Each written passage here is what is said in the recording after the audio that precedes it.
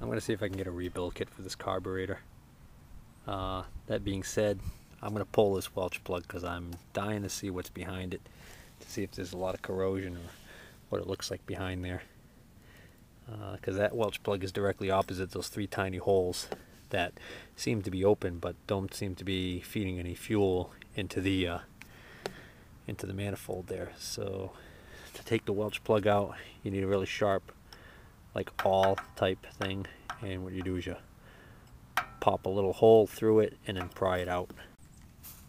Well, that area right in there looks actually pretty clean, but that wasn't getting any fuel to that area from what I surmised. So this orifice right here that feeds right through here, that I'm pretty sure is open, because when I sprayed carb cleaner into that, I actually got a change in operation, and there's the little three tiny holes that are open. So I think my blockage is in that port right there, going down to this screw. Alright, worked on getting a kit for this carburetor. Took the number that's stamped on the carburetor, which is a 1071L2D. Found the chart on the internet that allowed me to convert that number to a Tecumseh part number. The Tecumseh part number was 6 digits long. I'll have to put that up on the screen when I'm doing the editing. And then I was able to find out which carburetor it uses. And then I was able to find the carburetor online from a lot of different sources, from like $79 to $95, but I'm not buying a new carburetor. Couldn't find the exact kit for this particular carburetor, which was troubling. I'm sure there's a kit out there for it, but I couldn't find that kit sourced, except for maybe like a Sten's part number that I came across, but that wasn't a complete kit. So anyways, I ended up going on Napa's site, whittled it down to a couple of different ones, and then I found this kit, which for $13 and change I picked up. And the Napa number is 7-07087, but it's supposedly a Tecumseh 631978, but I think those last two digits actually got flipped by Napa by mistake, because when I was on the website, this kit actually had a part number that when you ran the part number with Tecumseh, it didn't come up as a valid kit number.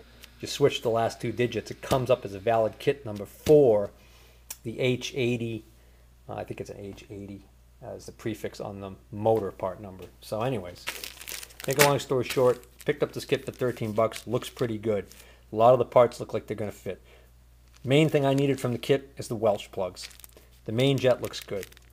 The bowl gasket looks good. The only thing that doesn't look right is I got a completely different screw here for the idle air fuel mixture adjustment. This one that's original, it's got a little bit of a different shape to it, but that might still work. So I'll toy with that, make a decision on that when I get to it. So now that I know I got my all the Welch plugs, I already tore this one out, clean those passages. I'm now going to pop this one. Okay, I removed the screw to take the throttle butterfly off. I'm going to now remove this shaft assembly, which there's a little spring right there, and it sits on this side next to this brass screw that sets the idle speed. What I'd really love to do is I'd love to take out that main jet right there. That sticks up into the carburetor. You can see it right there. Now on a lot of carburetors, that's actually got a slot in the end of it because it screws in. This one has no slot, which leads me to believe it doesn't screw in. So I'm wondering if that's just press fit into there, and it's held in by the this part right here screwing into it. So I'm going to try and lightly press it out from inside there, but I'm not going to try too hard. If it's going to give me too much of a fight, I'm just going to leave it be. Well, that jet is pressed in there pretty tight. I'm not going to damage it by trying to force it. So what I did do is I did make sure that as many passages as possible are clear, just to kind of do a quick review of what we're talking about here as passages on this thing. Inside this hole where the adjustment screw goes, there's a port that runs at the end of that, and it runs down this tube right here.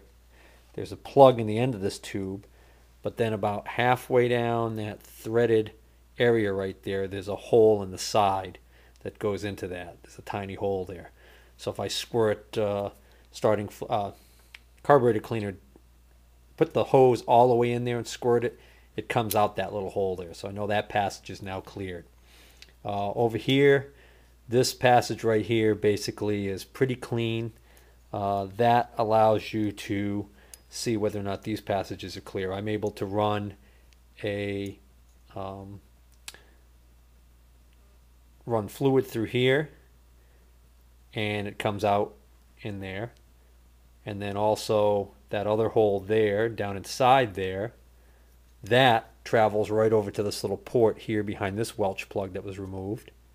And then of course that little hole in the bottom goes straight down into the area where the adjustment screw goes. So now I've got all of those cleared. And then also I did find on this original assembly here, there is a small hole right there that I missed that was blocked. That was probably the cause of all my trouble. Actually, it was probably just that one hole right there for all I know. But I did clear that out, but now that I've got the new carb kit, it looks like it's got that part in it. So now we're going to do a little bit of reassembly. First, I'm going to install this Welch plug, which basically you put it in so the convex side is facing out.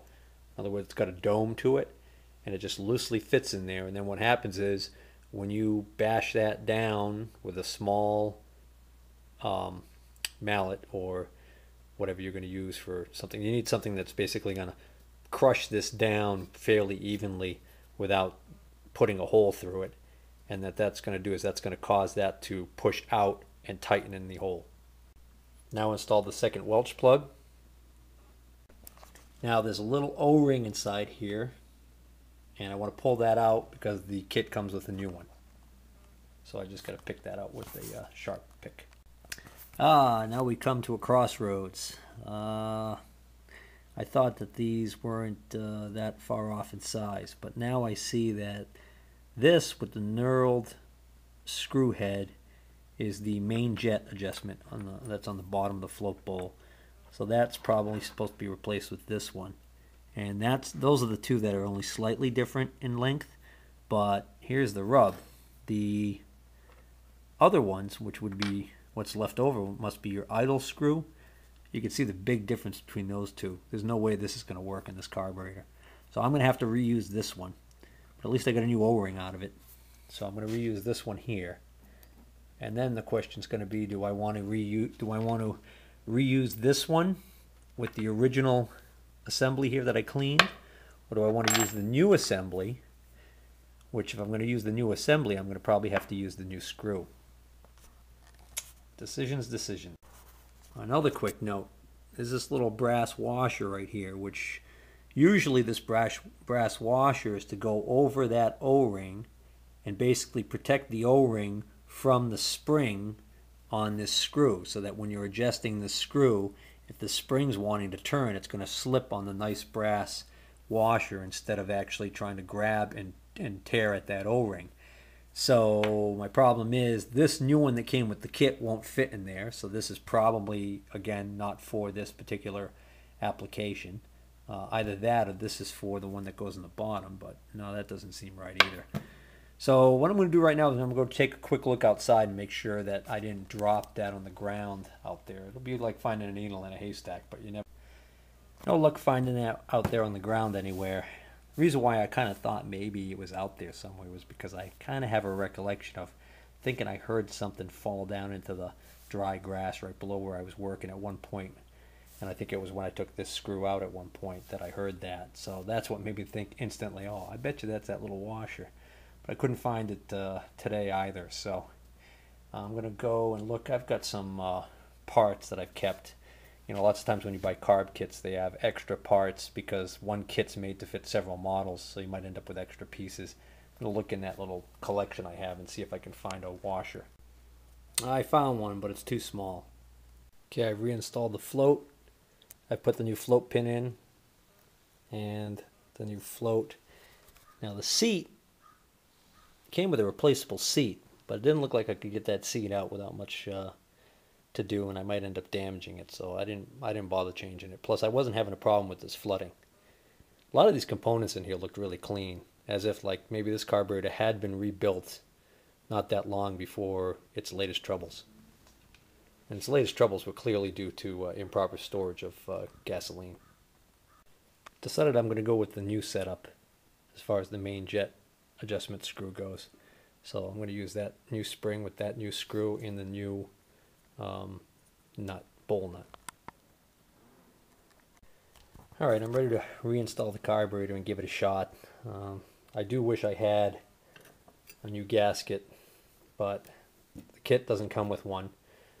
And oddly enough, Napa actually has the correct part number listed in their catalog for a replacement gasket. And it's only $1.19, and I sure would have bought one, except they didn't have one in stock at my Napa.